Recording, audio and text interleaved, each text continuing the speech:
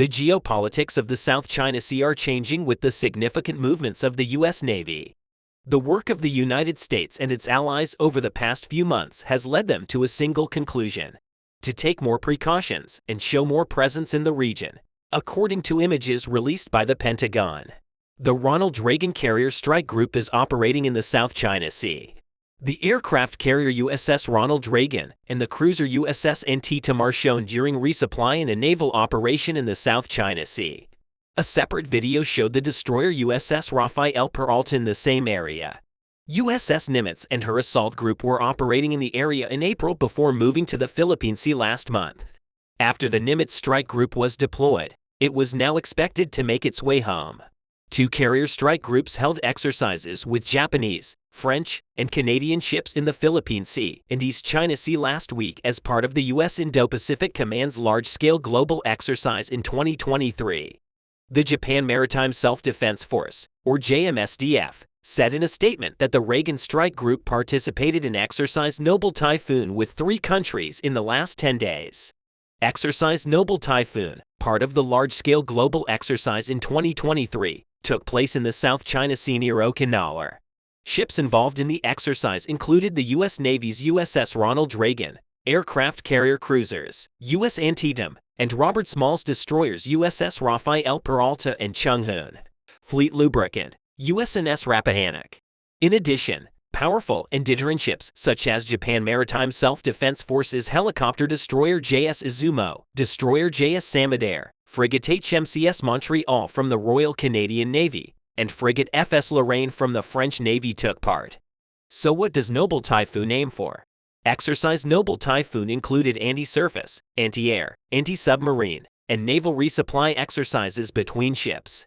The French Navy stated that Lorraine was integrated into the Reagan Assault Group for the exercise. Meanwhile, Japan and the United States staged deterrent demonstrations in response to North Korea's launch of 2 ballistic missiles into Japan's economic exclusion zone. The Japan Air Self-Defense Forces conducted a tactical exercise with 4 F-2 fighter jets attached to the 8th Air Wing. 4 U.S. F-35 Lightning II fighter jets and a KC-35 tanker were also involved in the exercise. This bilateral exercise reaffirms the strong will to respond to any situation between Japan and the United States, according to a statement from the Japan Self-Defense Forces. In addition, these exercises further strengthen the deterrence and intervention capabilities of the Japanese alliance. The Japan Self-Defense Forces reported that the destroyers JS Haguro and USS John Finn conducted tactical exercises in the Sea of Japan in response to North Korean launches. The Haguro is the second of 2 Maya-class destroyers equipped with the Aegis combat system and capable of ballistic missile defense. After exercises with Japan, the missile submarine USS Michigan arrived in Busan, South Korea. The U.S. Navy, JMSDF, and Royal Australian Air Force have completed a maritime patrol aircraft exercise that began in Pacific Ocean waters off the coast of Japan last week, according to a statement released by the Japanese Navy. The exercise was conducted outside the Misawa Air Base and consisted of mission planning, ground link exchange, and aircraft driver exchanges.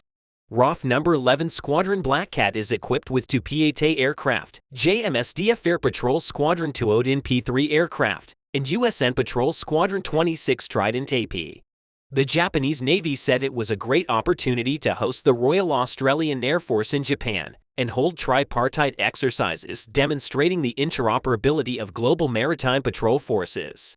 The Navy's statement added that participants were familiar with the maritime environment associated with maritime patrol during the exercise, and that during the exercise, the squadrons worked together to develop the USN, JMSDF, RAF data link, and enhanced interoperability.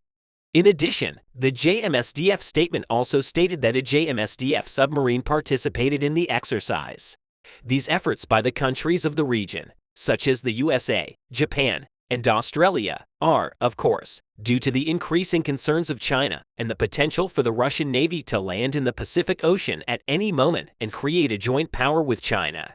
When we look at the historical relations between China and Russia, it would not be wrong to say that the country that both countries see as their main rival is the USA. So, where does Russia stand in this tension? Russia, one of the important actors of the international system, established the Union of Soviet Socialist Republics with the Bolshevik Revolution in 1917, and played an important role in the course of the war by opposing Hitler in the Second World War. The Soviet Union became one of the decisive actors of the bipolar world order after the war. China, which was under Japanese occupation at that time, established a socialist state under the leadership of Mao. With the withdrawal of Japan after the Second World War, the fact that two states in the same region were established on a similar ideological basis enabled mutual cooperation to be developed, and a friendship agreement was signed between them in 1950. With the cooperation established, the USSR began to transfer the necessary technical and industrial assistance to China to accelerate China's economic development. However, this positive atmosphere between the two states did not last long, and a few years after the Korean War, the conflict of foreign policy approaches with each other adversely affected the bilateral relations and caused the termination of the friendship agreement in 1959. In addition, the differences in view of the socialist regime between the two countries and the differences of opinion on the revolution revealed the Sino-Russian separation. Ultimately, as a result of the isolation policies applied to China by Soviet Russia, China turned its face to the USA. The rapprochement of the USA and China made China a permanent member of the United Nations Security Council in 1971. This process also accelerated the development of economic and political relations between the two countries. This type of relationship developed by China with the USA against Russia is called the strategic triangle in the literature. However, with the end of the Cold War period, approximately 3 years after the establishment of the Russian Federation instead of Soviet Russia, relations between China and Russia began to be re-established on the basis of cooperation. The deterioration of the relations of both countries with the West was effective in the fact that cooperation with China gained importance for Russia. The establishment of the Shanghai Cooperation Organization in 1996 was seen as the relations between the two countries turned into a strategic partnership against the unipolar system of the USA. Russia's implementation of a more effective foreign policy has led to the development of bilateral relations in the region on energy economy, security through a new friendship agreement with China. The signing of the agreement that ended the border disputes between the two countries in 2008 was an important step in solving the problems between Russia and China. China has an ally with a deterrent naval force like Russia, and when the forces of these two countries join forces, it will be a difficult force to deal with. It would not be wrong to say that China's aim, together with Russia, is to intimidate the United States and remind them that it is the ruler of these areas. However, the course of the Ukrainian war and the fact that Russia lost a lot of naval power during the war may also be a sign that things will turn around. China's claims of sovereignty over Taiwan brought Washington and other world countries under a single political and diplomatic roof. Many measures were taken in the military and economic field. The US, France and UK and other European countries imposed heavy sanctions on Russia. China has also suffered from sanctions and is suffering the consequences of its aggression on Taiwan with the reunification of a massive NATO force in the Pacific. The US Navy's 7th Fleet made a show of strength in the Pacific with its allies against China and Russia with huge exercises even in this process. Vladimir Putin had to fire the Russian Navy Pacific Fleet Admiral. China also warned the US and its allies against the increasing US hegemony in the Pacific, but so far China's efforts have been fruitless. Joint military exercises organized by the US were only the beginning of measures taken against China. The Washington administration began to impose very heavy economic embargoes against Beijing, while the US imposed sanctions on China. Many European countries abstained. However, the sanctions imposed by the USA were enough to shake the Chinese economy and trade. Vladimir Putin was cornered in Ukraine and tried to ask China for help to fix his army's ammunition production woes. China did not hide its intention to cooperate with Russia at first. But when US sanctions came into effect, China's attitude towards Russia changed drastically. She repeatedly warned Putin to end the war because she could not ignore Putin's request for help. But he did not want to be crushed under heavy Western sanctions. In this process, previous and new sanctions applied to China caused huge unemployment and other economic problems in China. Most of the recent sanctions against China have come under the Trump administration's suspicion that US agencies are assisting the Chinese government in the company's espionage activities.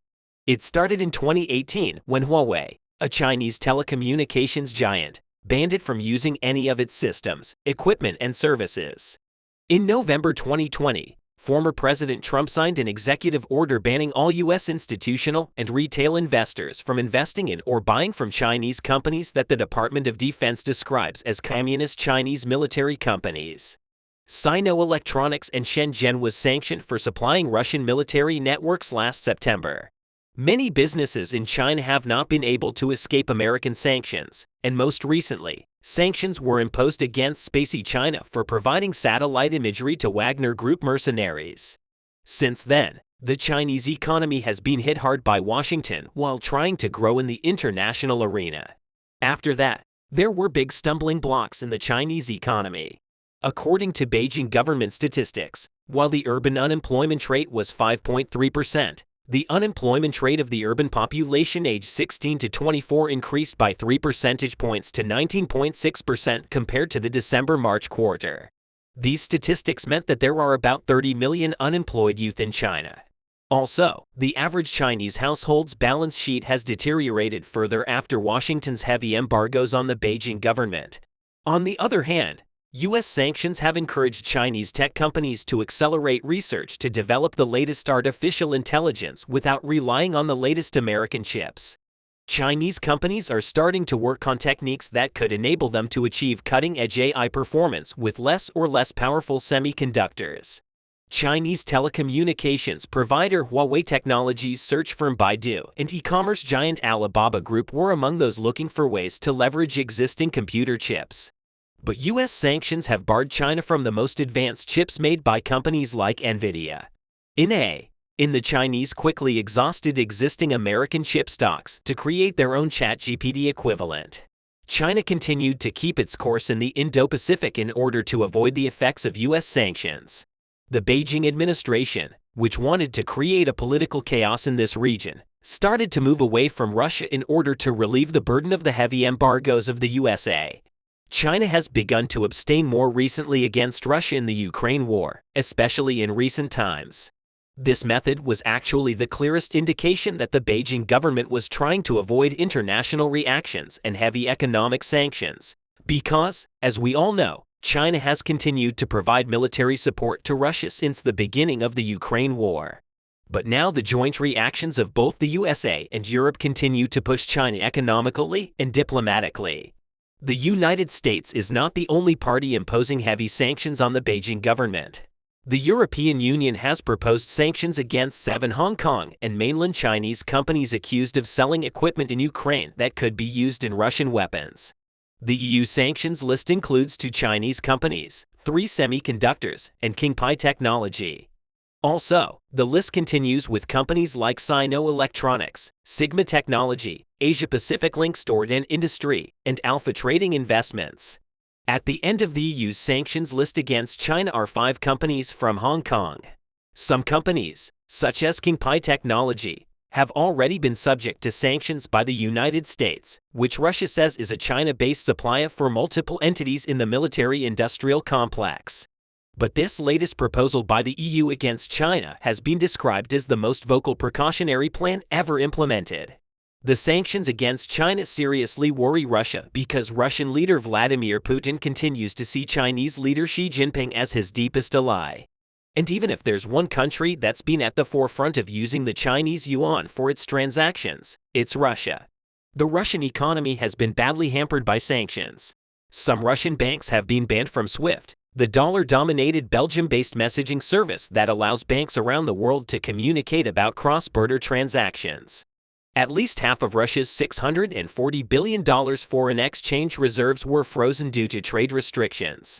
All of this forced Russia to look for alternative currencies to use in international transactions. Russians bought 9.538 billion rubles, or $11 million worth of Chinese currency in March, the Central Bank of Russia said in a statement. Russian officials stressed that the Chinese yuan is already the best candidate, as it is more than 3 times the currency worth 6.10 billion rubles purchased in February.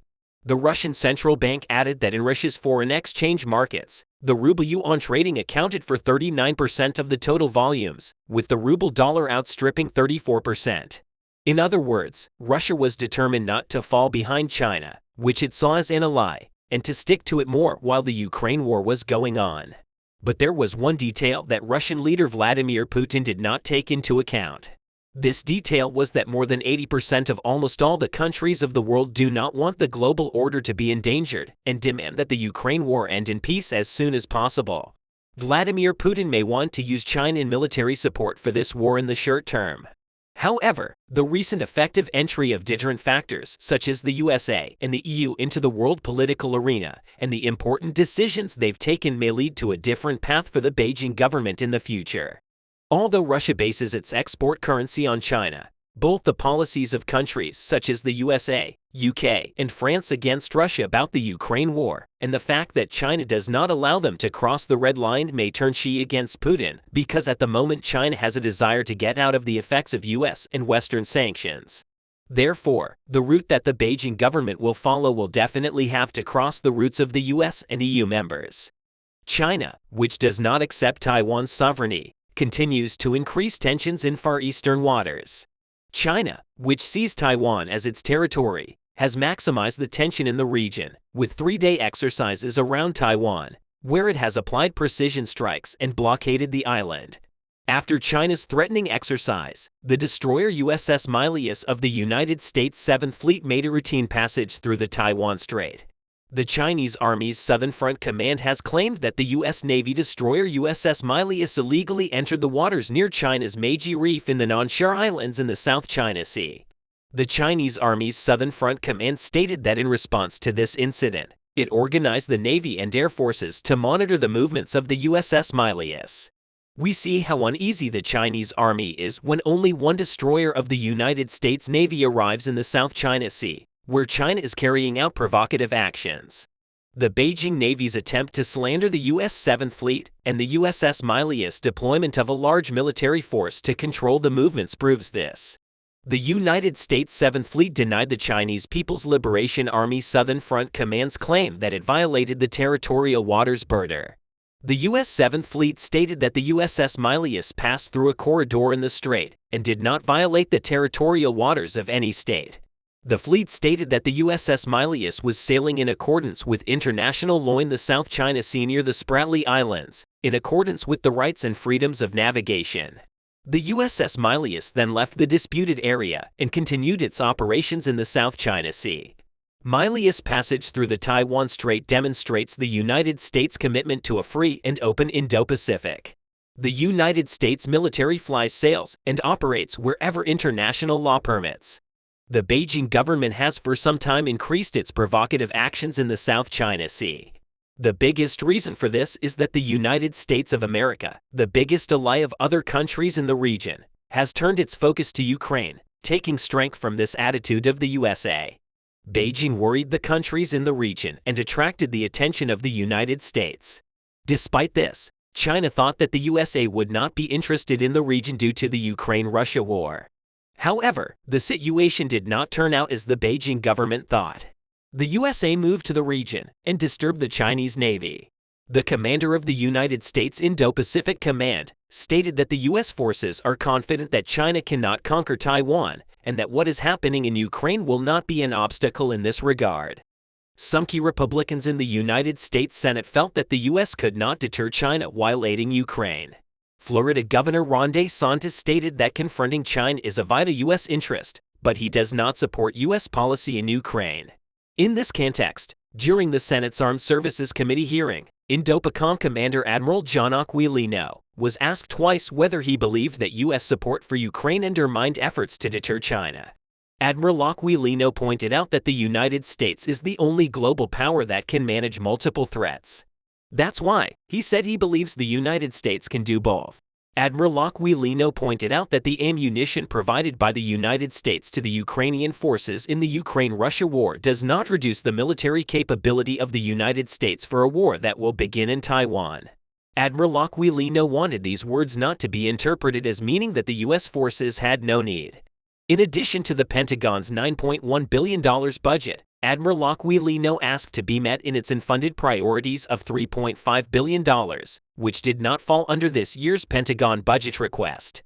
Among the things Admiral Aquilino says he needs are more accurate long-range missiles to be deployed to services such as the Tomahawk ground attack missiles and funding for the Army's precision. A strike missile increment to these equipments will provide the capability for United States needs in coastal and multi-area missions. The United States military has adopted a strategy that it describes as fewer bases, more location in the Indo-Pacific region. Under this strategy, the U.S. Navy requires fewer fixed bases when conducting patrol operations in various regions. This strategy offers countries that want to work with the United States but do not want to be permanent base for the United States. The Philippines is among these countries, and the Philippines is one of the United States' most important partners in the Indo-Pacific region. As Admiral Aquilino emphasized the cost of this strategy. He stressed that this strategy needs campaign funds to gather the force needed and move it to places where they can operate with our allies and partners, and where that money will not be used for maintenance. These expenses do not support the warehouse level. Being able to move power forward is for shipping costs, he said. In addition, Admiral Aquilino said Taiwan has a U.S. approval to purchase $19 billion worth of weapons from U.S. companies, but said deliveries are slow in this process. It is necessary to quickly determine the critical systems that Taiwan needs and to supply these equipments that will increase Taiwan's capabilities in the South China Sea, where the tension is at its peak. The countries in the region, especially Taiwan, must have the strength to withstand China in order to dissipate the tense environment. If the countries in the region cannot have this power, the United States of America should stand by its partners in the region in the coming days, as it does today. The Chinese threat to Taiwanese sovereignty is increasing day by day. In order to reduce this threat, the United States needs to ensure continuity of its activities in the region with the courage of being the most powerful country in the region. China can act as it wishes with the arrival of the USA in the region. China will not be able to act as it wishes, and it will not disturb the countries in the region. China has been putting pressure on Taiwan for a long time. And once the Taiwanese people decide with the Beijing government since the end of the exercises, China has continued its military activities around Taiwan, albeit on a reduced scale. Taiwan's defense ministry said it detected 18 Chinese military aircraft and 4 Navy ships operating around Taiwan in the past 24 hours.